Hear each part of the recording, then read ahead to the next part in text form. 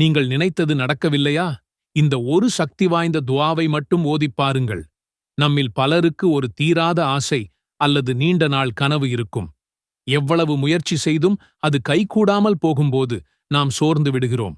ஆனால் துஆ என்பது ஒரு மனிதனின் பலவீனத்தையும் அல்லாஹ்வின் மகத்துவத்தையும் இணைக்கும் பாலம். நபிகள் நாயகம் ஸல்லல்லாஹு அலைஹி வஸல்லம் அவர்கள் கூறினார்கள், துஆ தான் உண்மையான இபாதத் வழிபாடு ஆகும். மனதில் ஒரு குறிப்பிட்ட காரியத்தை நினைத்துக்கொண்டு முழு நம்பிக்கையுடன் யதல் ஜலாலி வல் இக்ராம், இது அல்லாஹ்வின் மிகச்சிறந்த பெயர்களில் ஒன்றாகும். நபிகள் நாயகம் ஸல்லல்லாஹு அலைஹி வஸல்லம் அவர்கள் துஆ செய்யும்போது இந்த வாசகத்தை அதிகம் சேர்த்துக் கொள்ளுமாறு அறிவுறுத்தியுள்ளார்கள். இதன் பொருள், ஓ கண்ணியமும் மகத்துவமும் மிக்க ஆற்றல் உருவானவனே என்பதாகும். இதை தினமும் ஓதி வரும்போது உங்கள் நியாயமான கோரிக்கைகளை அல்லாஹ் நிச்சயம் நிறைவேற்றி வைப்பான்.